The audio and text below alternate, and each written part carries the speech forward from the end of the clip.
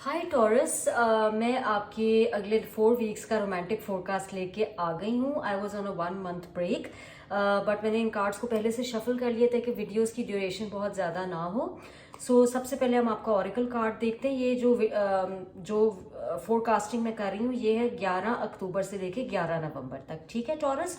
Secret traveller deck से आपके लिए एनर्जी आ रही है ascending the mountain, keep going forward. ठीक है। पॉसिबल है कि आप में से बाज लोग बड़ा मुश्किल सफर तय करके आए हैं। माउंटेन अक्सर चैलेंजेस को शो करता है। मे बी माजी में चैलेंजेस रहे हैं या अगले 4 वीक्स में कुछ चैलेंजेस आएंगे, लेकिन आपको इनकरेज किया जा रहा है कि घबराना नहीं है, क्योंकि जो भी चैलेंजेस थे वो टेम्पररी थे और वो गुजर जाएंगे। रोमांस एंजल से आपके लिए मैसेज आ रहे हैं, let your friends help you. तो यही नजर आ रहा है कि कुछ चैलेंजेस थे और आपसे कहा जा रहा है कि आपके इर्द गिर्द सपोर्टिव लोग मौजूद हैं, चाहे वो फ्रेंड्स हों, फैमिली हों। आप अकेले नहीं हैं। आपको कहा जा रहा है कि अगर आप चैलेंजेस को फेस कर रहे हैं तो फ्रेंड्स के थ्रू उनकी मदद ले इस चीज में। बाज लोग हो सकता है किसी बहुत इंटरेस्टिंग पार्टनर से, इंटरेस्टिंग प्रोस्पेक्ट से मिले किसी फ्रेंड के थ्रू। तो हो सकता है आपको कोई फ्रेंड इंट्रोड्यूस कराए किसी इंटरेस्टिंग शख्स से। मोनोलॉजी टेक्स्ट से आपकी गाइडेंस है, time to give rather than take, new moon in Virgo. तो शायद ये जो चीज़ है ये अगस्त या सितंबर में हुई थी, जिसकी वजह से चैलेंजेस आए हैं, क्योंकि वर्गो सीजन तभी था। और आपसे ये भी कहा जा रहा है कि अपने ताल्लुकात में गिव एंड टेक को बैलेंस करें। ज़रूरी नहीं है कि आप हर वक्त दे रहे हो, या ज़रूरी नहीं है दूसरा शख्स आपके लिए हर वक्त कुछ ना कुछ कर रहा हो। जो रेसिप्रोसिटी है, मतलब कि बैलेंस है ताल्लुक में, वो होना बहुत ज़रूरी है। उसके बगैर ताल्लुकात आगे नहीं बढ़ सकते। अच्छा टॉरस, अब मैंने टैरो कार्ड्स निकाले थे 4 और हम देखते हैं कि आपकी वीकली एनर्जीज क्या हैं। पहले हफ्ते में है 10 ऑफ पेंटिकल्स, दूसरे में है 5 ऑफ वॉन्ड्स, 6 ऑफ कप्स और 9 ऑफ कप्स। यहाँ पे चूंकि कोई कोर्ट कार्ड नहीं है और कोई मेजर आर्कानास भी नहीं है, लेकिन यहाँ पे मुझे कैंसर, स्कॉर्पियो, पाइसिस एनर्जी नजर आ रही है मोस्टली, और थोड़ा बहुत अर्थ साइन और फायर साइंस हैं। तो टॉरस, आपसे ये कहा जा रहा है फर्स्ट वीक में कि आपका फोकस है बहुत ज़्यादा फैमिली पे, फैमिली रिस्पॉन्सिबिलिटीज़। अगर आप ऑलरेडी मैरिड हैं तो अपनी पार्टनरशिप, अपने बच्चों पे बहुत ख्याल दे रहे हैं, प्रॉपर्टी, घर, उसकी मेंटेनेंस, उसका ध्यान रखना, वो सारे फैक्टर्स आप कंसिडर कर रहे हैं। सेकेंड वीक में मैं कोई ड्रामा आपकी लाइफ में आता देख रही हूँ। मे बी ये कोई माजी की एनर्जी है या कोई शख्स है जो आपके ताल्लुक में इंटरफेयर कर रहा है, या मे बी पार्टनर के साथ कोई लड़ाई हो रही है, लेकिन ये एक टेम्पररी चीज़ है। थर्ड वीक में मैं देख रही हूँ कि आपस में सुलह सफाई है।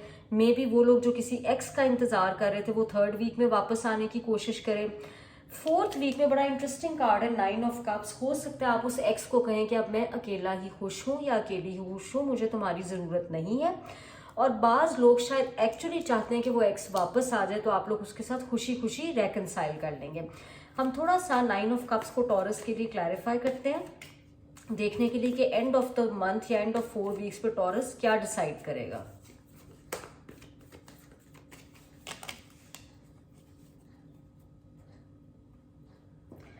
आपके लिए कार्ड निकल रहा है पेज ऑफ वॉन्ड्स। तो आई थिंक कोई मैसेज है जिसको आप खुशी खुशी रिसीव कर रहे हैं। पिछली वीक को तो देख के लग रहा है कि ये माजी के शख्स की तरफ से, मे बी इनके चार्ट में फायर साइन, फायर प्रोमिनेंट है, लाइक एरीज, लियो या Sagittarius.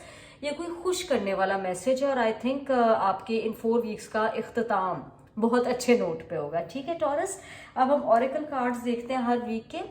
Keys on a ring, not today, stabbed in the back, the Phoenix.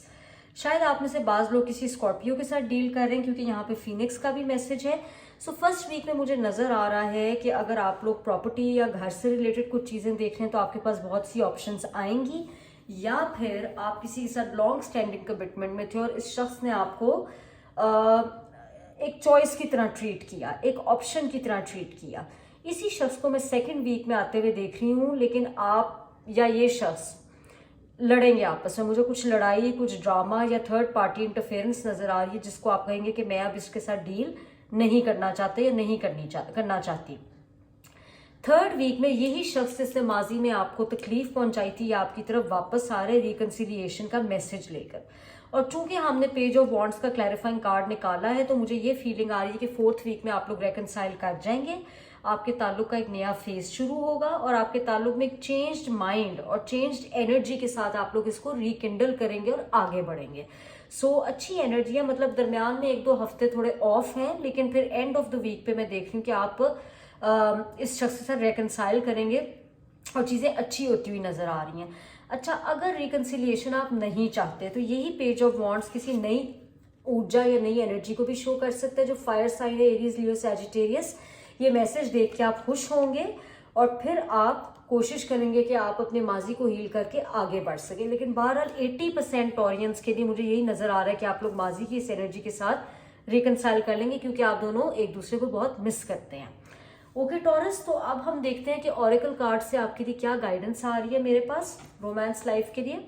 Round and round 25, तो शायद 25 आपकी एज है या आपके पार्टनर की एज है, या फिर 25 अक्टूबर जिस दिन एक्लिप्स है, ये बहुत सिग्निफिकेंट एनर्जी होगी टॉरस के लिए, ठीक है। और ये आपसे 2 हफ्ते में है। सो वही नज़र आ रहा है कि एक्लिप्स के टाइम पे बस कोई ड्रामा या कोई लड़ाई होती हुई नज़र आ रही है, बट शायद ये लड़ाई होगी तो चीज़ें नॉर्मलाइज होंगी आपके और किसी दूसरे शख्स के बीच में। अब हम बुक से देखते हैं कि इसके लिए क्या मैसेज है। अच्छा, आपको ये कहा जा रहा है कि आपकी लव लाइफ में मे बी एक साइकिल है जो रिपीट होने वाली है। कोई डायनामिक्स है जो बहुत फेमिलियर है और बार बार ऐसे जैसे लूप पे आपकी लव लाइफ में वही स्टोरी बार बार दोबारा से हो रही है, ठीक है। हो सकता है वही साइकिल आपने डिफरेंट लोगों के साथ गुजारी हो, मतलब शक्ल तो चेंज हो जाती है मगर स्टोरी आपकी नहीं बदल पाती।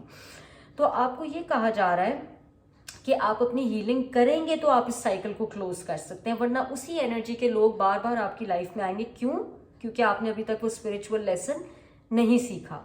सो आपको इनकरेज किया जा रहा है कि अगर वही डायनामिक्स रिपीट हों तो चूंकि आप काफ़ी विजडम, लर्निंग और मेच्योरिटी के साथ दोबारा इस साइकिल को रिपीट करें, तो प्लीज़ माजी की गलतियां ना दोहराइएगा। जो लेसन्स आपने माजी में सीखे हैं उनकी बेसिस पे कोई नया एक्शन इस दफ़ा लीजिएगा और डिफरेंट तरह से उस शख्स के साथ बिहेव कीजिएगा। और एक बात बहुत ज़रूरी है टॉरस, बहुत क्लियर कट यहाँ पे कहा जा रहा है कि ब्लेम गेम में नहीं पड़ना। तुमने ये गलत किया, तुमसे ये हुआ, तुमने मेरे साथ ये ज्यादती की, ये काम आपने नहीं करना, स्पेशली अगर आप उस शख्स के साथ रिकनसाइल करना चाहते हैं। अगर आप ब्लेम गेम को अवॉइड करेंगे तभी जो है इस ताल्लुक में एक नई फ्रेश एनर्जी आ सकती है। लेकिन अगर आप दोनों आज भी वहीं खड़े हैं जहां आप तब खड़े थे जब आप स्प्लिट हुए थे, अगर आप दोनों की एनर्जी वाइब्रेशन रेज नहीं हुई, तो फिर ये रेकन्सिलिएशन हॉलो है, बेमायनी है, मीनिंगलेस है। फिर आप दोबारा वही सब गलतियां रिपीट करेंगे और वहीं एंड अप करेंगे जहां पहले एंड अप किए थे। तो आपके लिए बहुत इंपॉर्टेंट यूनिवर्सल गाइडेंस है कि माजी के लेसन से सीखें and do not repeat your mistakes. तो उम्मीद है टॉरस की रीडिंग आपके साथ रेजोनेट करे। कमेंट्स में मुझे ज़रूर बताइएगा। अगली वीडियो तक अपना बहुत सा ख्याल रखें। बाय।